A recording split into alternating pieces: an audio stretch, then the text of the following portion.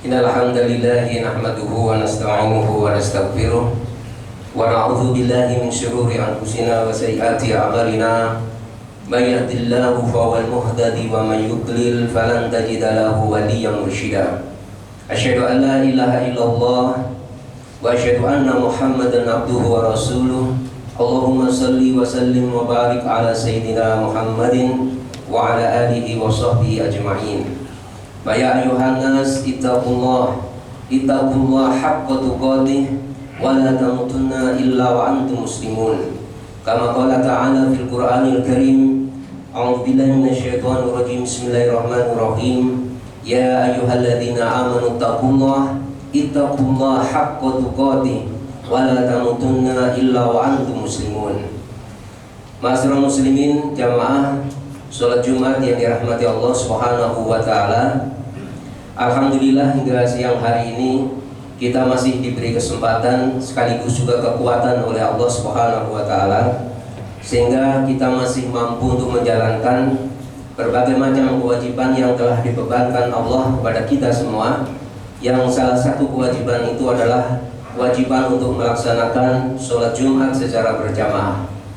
Dan alhamdulillah pula hingga siang hari ini kita juga masih dianugerahi oleh Allah Subhanahu wa taala satu anugerah yang sangat agung, satu anugerah yang sangat besar, yakni anugerah iman dan Islam, yang tentunya sudah menjadi kewajiban bagi kita yang mendapatkan anugerah yang begitu besar dan agung itu untuk selalu mensyukurinya dengan cara mempertebal keimanan kita kepada Allah dan juga memperbanyak ketaatan kita kepada Allah Subhanahu wa taala dan Rasulnya.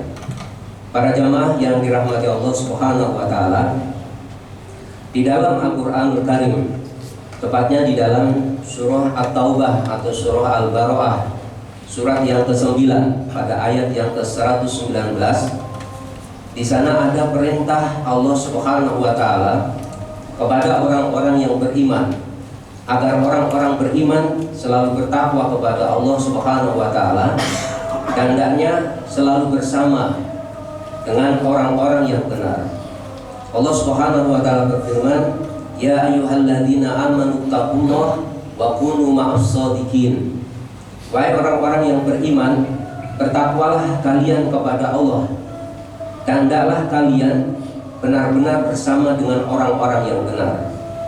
Para jamaah yang dirahmati Allah Subhanahu wa taala, apabila Allah Subhanahu wa taala memerintahkan kepada kita semua dengan satu perintah, maka kewajiban kita sebagai hamba-hamba Allah Subhanahu wa taala, kewajiban kita sebagai orang-orang yang beriman kepada Allah Subhanahu wa taala harus selalu menjunjung tinggi perintah Allah Subhanahu wa taala dan menganggap perintah Allah Subhanahu wa taala tersebut sebagai perintah yang sangat-sangat penting, perintah yang sangat-sangat urgen.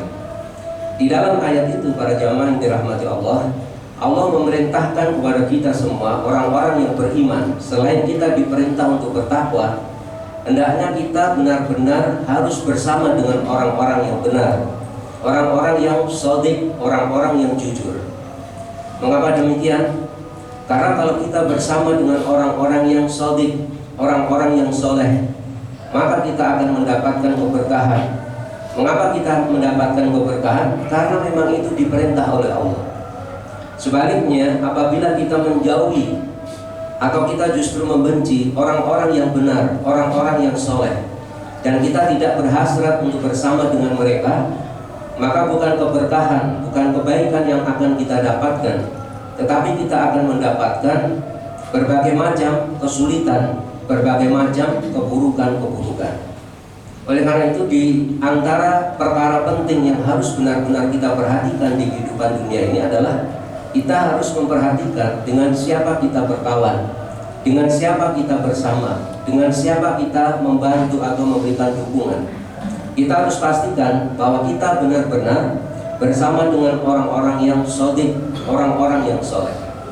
Saking pentingnya masalah ini, para jamaah yang dirahmati Allah, kalau panjenengan membaca di dalam Al-Qur'anul Karim, ada satu doa yang dipanjatkan oleh Nabiullah Yusuf alaihissalam, yang mana doa ini diabadikan di dalam Al-Qur'anul Karim, yang tentunya Bagi kita orang-orang yang beriman kepada Al-Quran, wajib untuk menjadikannya sebagai pelajaran penting bagi kita semua. Di antara doa Nabi Yusuf alaihissalam, doanya agak panjang, tapi saya akan kutipkan satu frase yang terkait dengan khutbah pada siang hari ini. Beliau pernah berdoa, tawaffani muslimah, ya Allah, wafatkanlah aku dalam keadaan sebagai orang-orang yang muslim. Wa alhiqni bisolihin, dan gabungkanlah aku ya Allah, atau sertakanlah aku ya Allah bersama dengan orang-orang yang soleh. Para jamaah, kalau panjenengan bergaul dengan orang-orang yang kaya atau orang-orang yang punya kekuasaan, belum tentu panjenengan mendapatkan kebaikan. Tapi kalau panjenengan bergaul bersama dengan orang-orang yang soleh, selain itu diperintah oleh Allah Subhanahu wa Ta'ala, diajarkan juga oleh baginda Nabi Muhammad SAW, pasti panjenengan akan mendapatkan keberkahan dari Allah Subhanahu wa Ta'ala. Kemudian para jamaah yang dirahmati Allah, kita juga bisa membaca di dalam Al-Quran Karim ada satu teguran yang ditujukan kepada baginda Nabi Muhammad SAW. Kalau kita membaca di dalam Al-Quran, ada beberapa ayat atau mungkin banyak ayat, yang ayat itu berisi teguran kepada baginda Nabi Muhammad SAW, karena beliau tidak bisa memilih mana yang lebih utama, atau para ulama mengatakan khilaful aula. Teguran yang dilayangkan kepada Nabi bukan berarti Nabi melakukan kesalahan atau dosa, tapi Nabi SAW tidak bisa memilih mana yang utama, dan itu tidak berdosa. Di antara teguran yang dilayangkan kepada baginda Nabi Muhammad SAW itu terdapat salah satunya di dalam surah Al-Kahfi ayat yang ke-28. Di sana Allah Subhanahu wa taala berfirman, "Wasbir nafsaka ma'al ladzina yad'una rabbahum bil ghadati wal 'ashyi yuriduna wajhah." Hendaklah kamu menyabarkan jiwa kamu atau diri kamu, wahai Muhammad, agar kamu selalu bersama dengan orang-orang yang menyeru Tuhannya pada saat pagi dan petang. Wala ta'tu ainaka anhum turidu zinatal hayati dunya, dan janganlah engkau palingkan dua mata kamu dari mereka karena kamu menginginkan perhiasan dunia. Wala tuti man aghfalna qalbahu an dzikrina, dan janganlah engkau mengikuti orang-orang yang hatinya telah kami lalaikan dari mengingat kamu. Dari para jamaah yang dirahmati Allah SWT, di dalam ayat ke-28 surah Al-Kahfi ini, baginda Nabi SAW ditegur oleh Allah. Di antara sababun nuzul ayat ini, para jamaah yang dirahmati Allah, sebagaimana disebutkan di dalam kitab-kitab tafsir yang mu'tabarah, di antaranya pada saat itu ada pembesar-pembesar Quraisy yang dipimpin oleh seorang pembesar Quraisy yang bernama Yainah bin Al-Hasan, mendatangi baginda Nabi Muhammad SAW, dan mereka menginginkan mendapat pelajaran Islam dari Nabi SAW. Dan mereka mengatakan kepada baginda Nabi SAW, di belakang kami ini ada satu kaum, ya kalau kami masuk Islam, maka kaum yang ada di belakang kami atau pengikut-pengikut kami itu mereka juga akan masuk ke dalam agama Islam. Tetapi pada saat pembesar-pembesar Quraisy itu menyaksikan bahwa Nabi SAW tengah bermajlis dengan sahabat-sahabat yang lemah, di situ ada Salman Al-Farisi, ada Ubay bin Adi, ada Bilal bin Rabah, yang mana dulu orang-orang yang ada di sekitar Nabi ini banyak di antara mereka adalah mantan budak pembesar-pembesar Quraisy ini. Dan pembesar Quraisy itu mengatakan begini, wahai Nabi, tidakkah Anda terganggu dengan aroma orang-orang yang ada di sekitar Anda? Karena kita tahu para sahabat banyak orang-orang yang lemah, meskipun tidak semua sahabat lemah. Kemudian mereka meminta kepada Nabi agar Nabi SAW dalam tanda kutip mengusir para sahabat. Kalau Nabi tidak mau melakukan seperti itu, pembesar Quraisy ini mengajukan permintaan kepada Nabi agar mereka dibuatkan majelis secara khusus dengan Nabi. Nabi boleh bermajelis dengan mereka, tapi mereka tidak mau bermajelis dengan para sahabat yang lemah. Nabi SAW mengiyakan karena Nabi berhasrat dengan keislaman pembesar-pembesar Quraisy tersebut.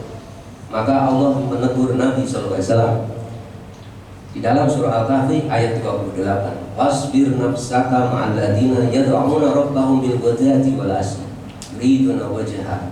Di dalam surah Al-An'am, para jamaah yang dirahmati Allah, ini juga sama maknanya.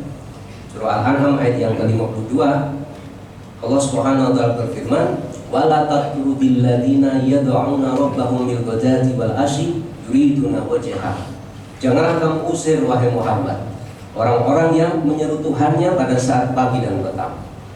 Oleh karena itu, para jamaah yang dirahmati Allah, kita betul-betul harus memastikan di dalam kehidupan dunia ini panjenengan harus berusaha untuk bersama dengan orang-orang yang baik, orang-orang yang soleh.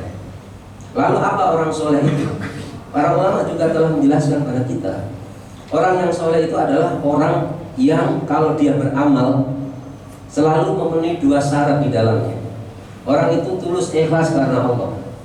Dan yang kedua, dia selalu tegak di atas sunnahnya baginda Nabi SAW, atau seluruh perkataan, perbuatan, dan pikirannya muafiqatus sunnah, muafiqatus syariah, sejalan dengan sunnah, sejalan dengan syariat.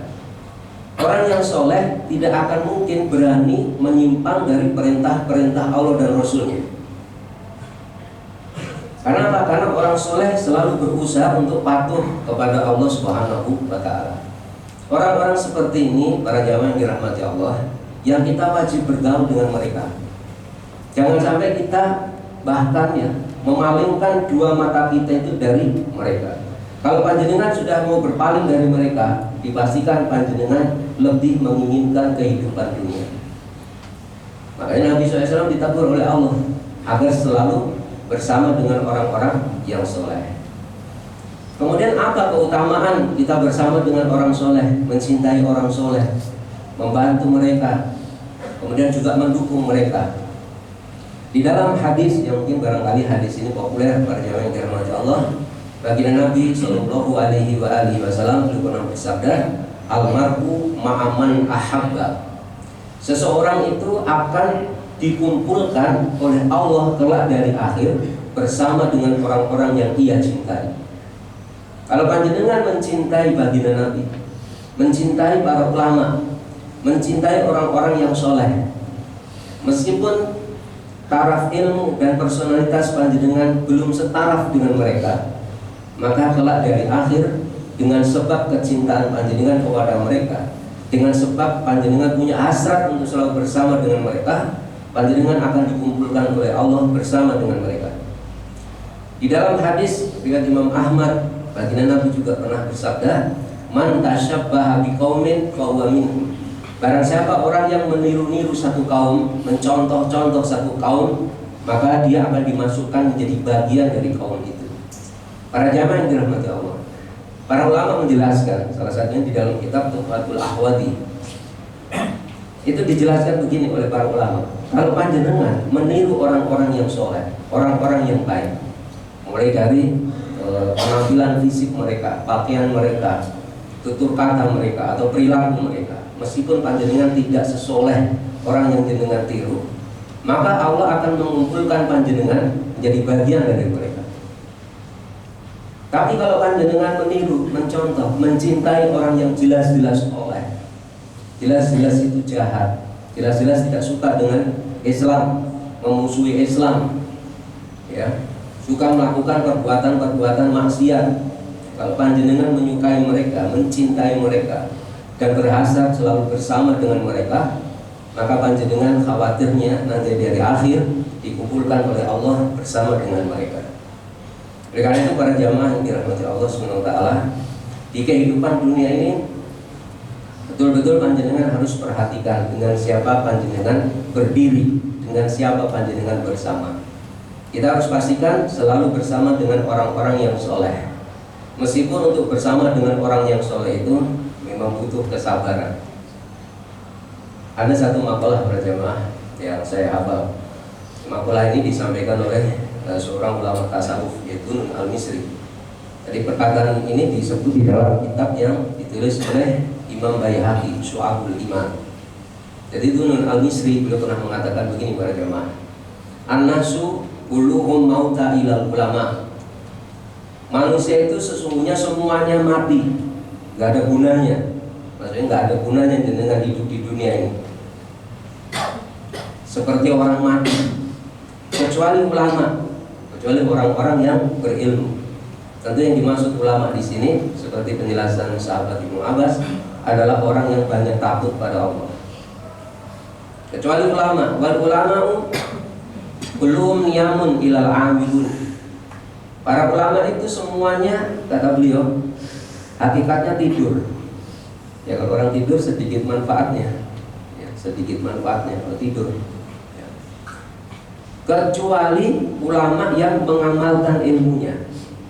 Makanya kalau ada ulama, walaupun dia pinter fikih, pinter ilmu syariah, tetapi kalau dia tidak mengamalkan ilmunya, tidak mendakwahkan ilmunya, maka pada hakikatnya dia itu sama seperti orang yang tidur. Wal amiluna kulluhum yuktalun. Sedangkan orang-orang yang mengamalkan ilmunya, kebanyakan di antara mereka semuanya terpedaya, tertipu. Kalau beramal enggak karena Allah, kalau beramal pamer gitu. Banyak aktivis-aktivis, banyak orang-orang yang berjuang untuk Islam, mengamalkan Islam, itu yang terpedaya, tersesat bahkan banyak.